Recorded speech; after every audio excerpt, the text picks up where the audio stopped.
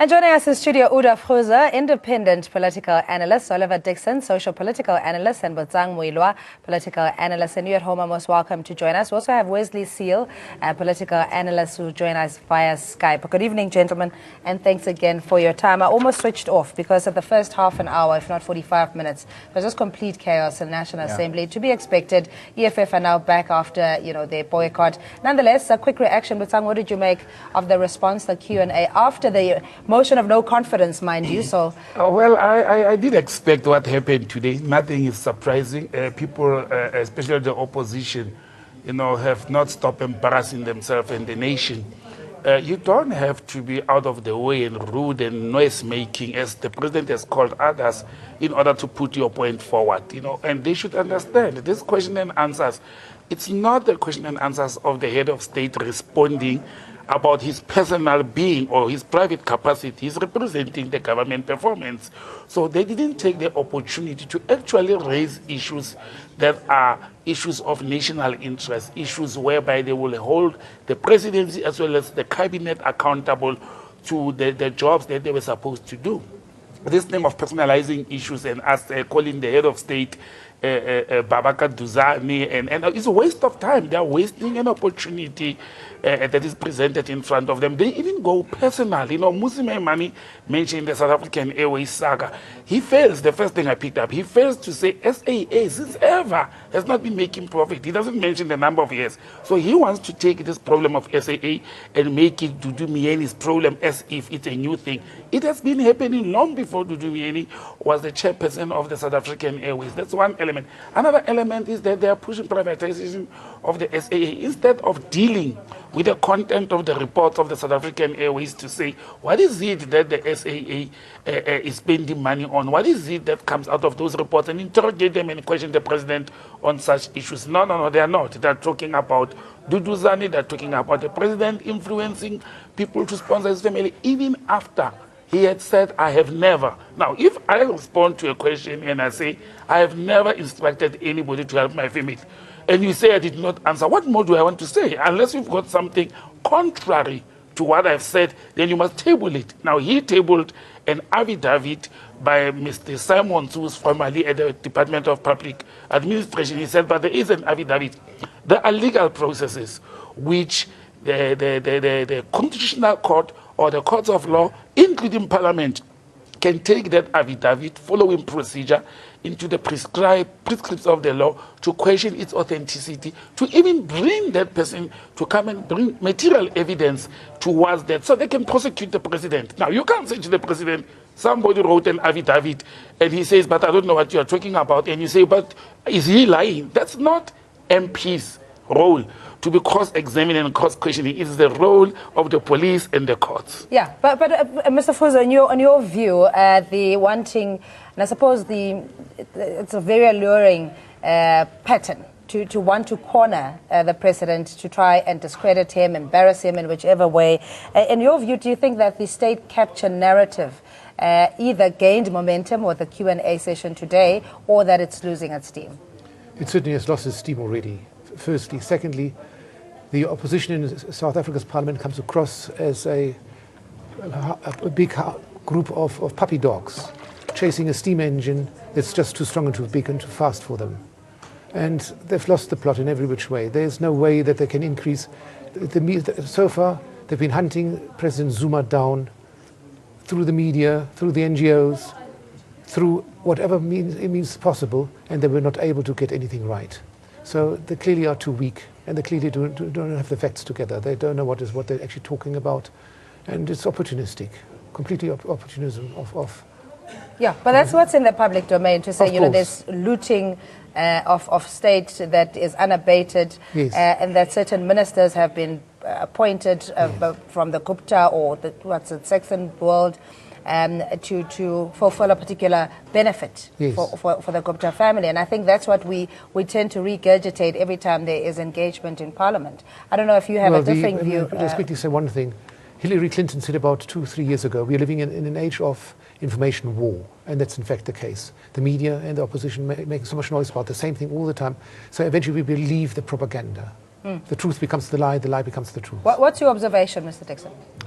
I think a number of things here. I think, firstly, I just think the president should get better advisors on how to respond to these questions, because I think there were obvious answers, and Botsang raised quite a lot of those answers. When President Zuma was questioned on the Mr. Simons affidavit, and his non-response to it raises quite a lot of suspicion as to say, why is the president not responding? Why is he evading this question? And why is Baleka Mbete protecting him so hard from responding to this question? I think the response to that was easy. It's either one, I still need some time to study that affidavit and determine what the content of it really is before I can make any proclamation on it.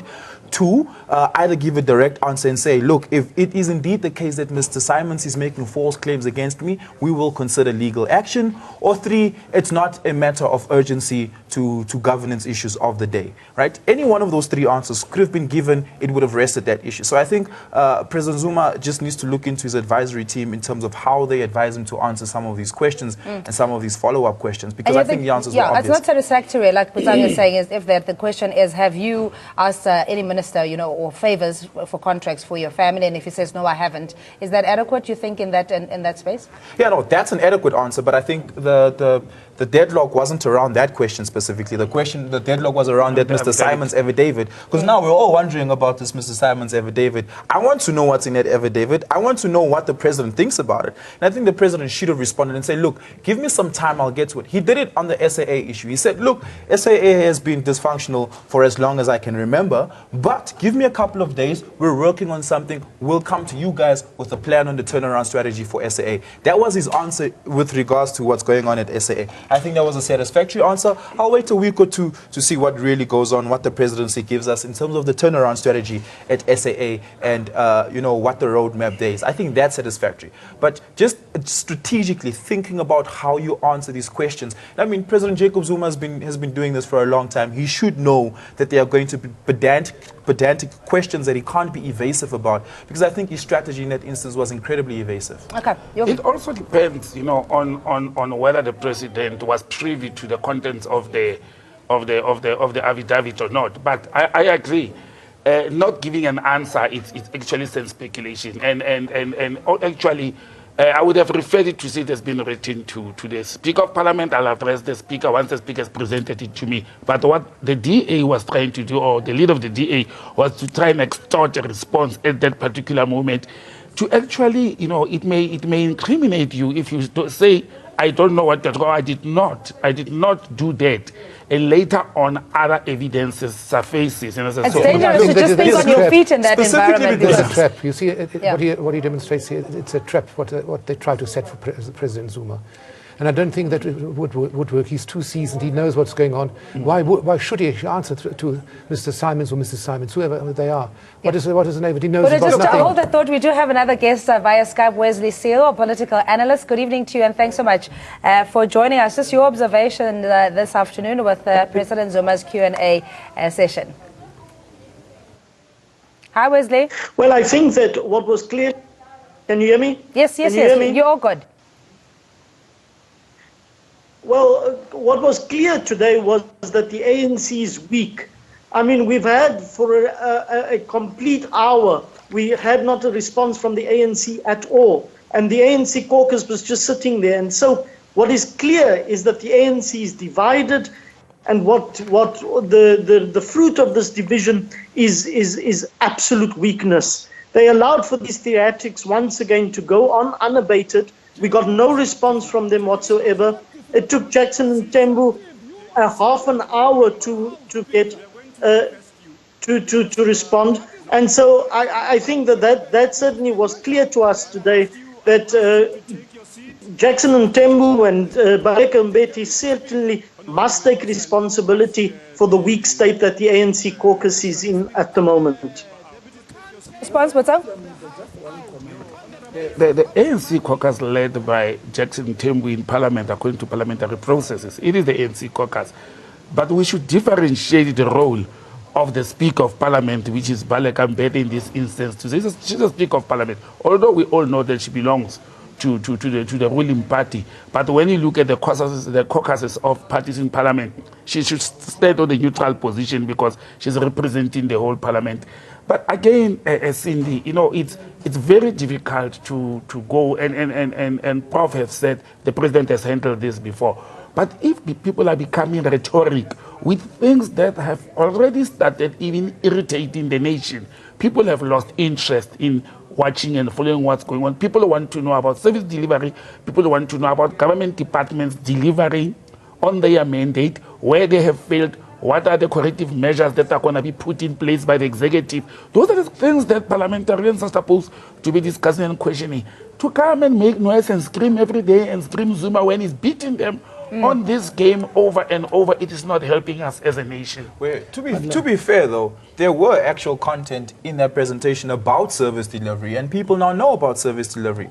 I know exactly how far along Operation Pakisa is and the ocean economy operation because of that presentation. So to say that there's no chat about that is a bit unfair, because I think that question did come up and the president did Let's respond engage what to Wesley was saying, that they came across as being defeated, weak, and, you know, your response to What that. has actually happened is that the interest groups in the wealth and the geostrategic location of this country and the region has been worked on by as a form of a Brazil state, and is to pessimistically disorganize the ANC through a motion of no confidence. That actually has not worked at all.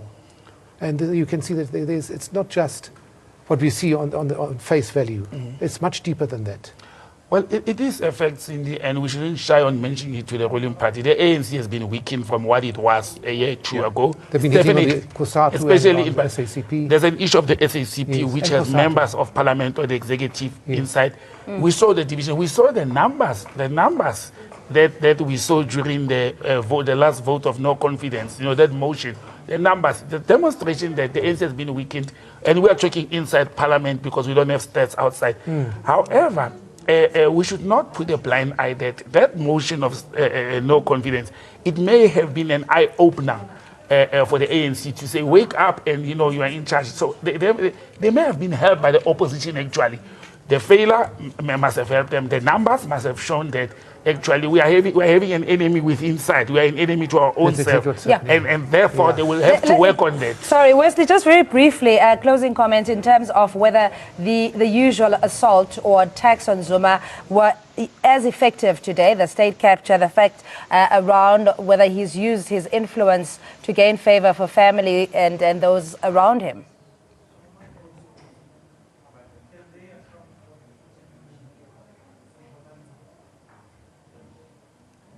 All right, I think we've lost the link there, and I'm afraid we have to leave it there. Just very quickly, Botsang. Earlier, if you missed it, opposition parties once again resorted to grandstanding and disrupting President Jacob Zuma during the question and answer session in Parliament. Take a look at this.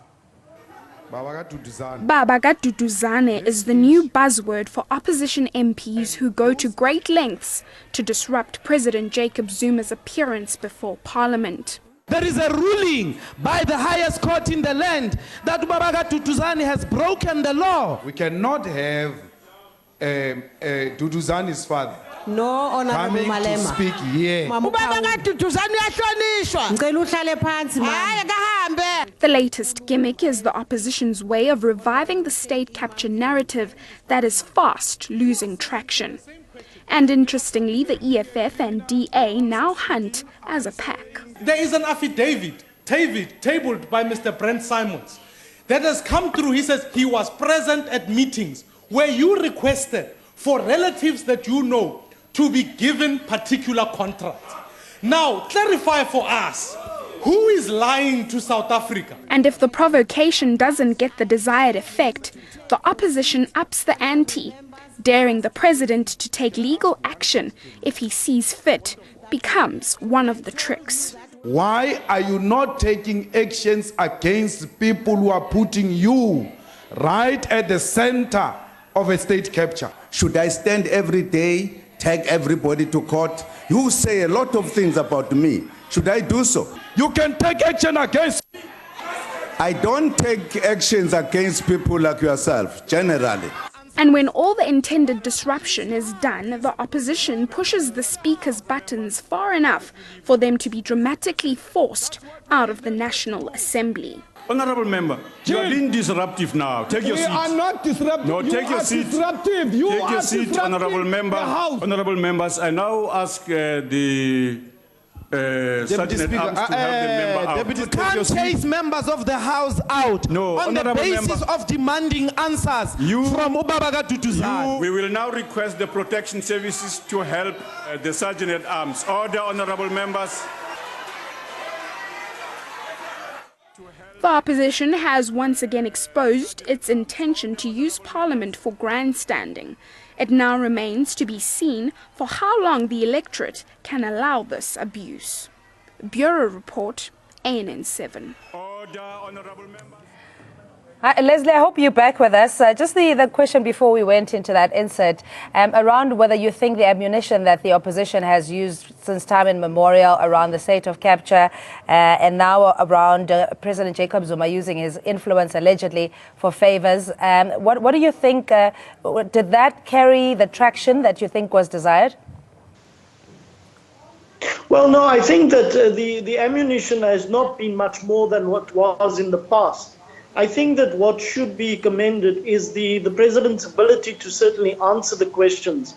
There were two occasions, with the Zambian question and together with the SAA question, where the chair at the time said it's up to him to answer the questions. And the president had confidence and he went ahead and he answered the questions. So I don't think that he has been thrown off course at all. I think that he certainly has state capture under control by suggesting the Commission of Inquiry, and I think that he certainly has things under control. Again, the same cannot be said for the ANC caucus. I think that many insults were thrown at him. He was called a rapist, for example. He was. All right, Leslie, we lost him there again. The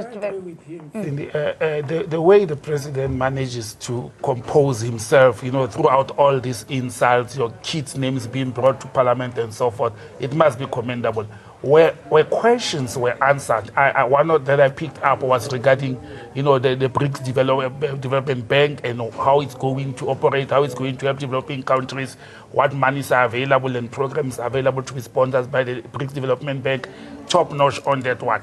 But I also noticed that in works where the president was hands-on and not relying on ministers, or even he worked with them, where he visited communities, he could talk off the cuff, he could respond to questions. He knows what's going on in the country. When the opposition was sitting and planning to come and embarrass him, he was doing groundwork with communities, and he could answer to those questions off the cuff. He remembered the dates, he remembered the money spent on projects, and he could, and all over the country, not only in one or two regions or province, he spoke with confidence in responding to the work that the government has been doing, the work that the media is failing to publicize, actually, to say this is what government is doing behind all that. What we see in the media is the hashtag Gupta leaks.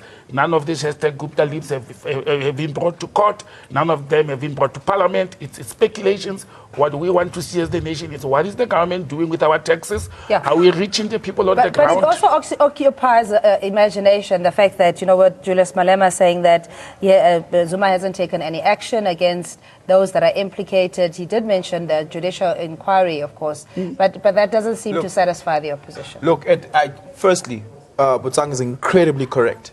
When the president answers really well, those are on initiatives and projects that he was directly involved in. His answers don't seem to be so well in other matters, and that worries me, because it means that the president doesn't really communicate that well with his cabinet. And I mean, he has about 16 days to prepare for this, because that's that's the latest at which these questions get submitted. So there's time to really look and investigate into these things and give actual questions, and maybe even say, look, I will come with some of these ministers these questions are directed to, and I'll ask them to respond directly to it. What did bother me about some of the responses the president gave was his non-response towards the issue on women abuse, and just saying that he doesn't know who these abusers are. He was accused as a rapist. This is ridiculous. No, I think no, there was a separate issue. There was a separate issue. He was accused of, and they were asked to withdraw that. They did withdraw that. There was a very specific question about Mduduzi Manana, and the president said he knows nothing about it, which is worrying, because when that incident happened, the presidency released a statement, and we all read the statement. The president said he condemned condemns that. But in Parliament, he came and said he knows nothing about that. That means there was no communication between him and Fikile Mbalula as to what the progression of that case is. It's important that the president keeps abreast with what his cabinet is up to in terms of their personal behavior outside of that, i.e., and the context of this is important. We're in a month where we're supposed to be discussing quite frivolously, quite strongly about what are we doing to protect women. No question about that was adequately follow up and engage. So that's a fault not just on the president but also on the opposition. I need to just say, you know, the attempts of character assassination of the president and his inner circle is unbelievable, and actually will not be besmirching him, will not taint him at all. In fact, the nation of South Africa will say, who are these pipsqueaks, who are these little boys and girls who actually come out and try and insult a statesman, the president of all. What will come after the no confidence vote? I'm sure the remaining short term is now court proceedings. But again, they will come short. The opposition will come short because the opposition knows most likely that the High Court role in Tswane is not under their control. And that will prolong everything. So that will not work. That will not work. Their strategy now ranges on getting their man into the leadership of the ANC. And who is that? Yeah, and the one thing that we need to gauge as well is what is the supporters, the general public going to do come 2019, and all of these engagements or antics tend to influence either perception or how people feel generally about who they'll vote for in 2019. What's your view on what happened today? 2019, Mr. Jacob Zuma will not be there standing for the presidency of the country. The opposition would have no Zuma to fire at the time. That's why I agree with Prof. They're banking on two things to happen at the moment in order to destroy the ANC and not Zuma. To try and push the 700 or 893 charges. Those charges are not targeting Jacob Zuma as the president. They are hoping that some of his followers, cabinet ministers and everybody will fall into this whole process of the alleged corruption. That's one. The second part is that they are banking on, more than anything else, is to make sure that they are going to have somebody or some people leading the ANC come December 2017 of their choice, that they prefer, that they can control and influence. Why that? Because they are hoping what happened after Polokwane 2007 will happen after Gauteng 2017, whereby if they've got somebody of their choice who will be able to recall, or a new NEC of the ANC will recall President Zuma from power, and then he will be facing prosecution or court process. All right, I'm sorry, we're really out of time. We're going to have to take this offline, Mr. Dixon. We have to wrap up. That's Udo Fuza and Oliver Dixon and Butang Muilwa, political analyst. Wesley Seal, a political analyst, joining us via Skype. We do apologize, Wes, we lost the link there, but you're at home. Much appreciated. Thanks for your viewing as well. We'll be back after this.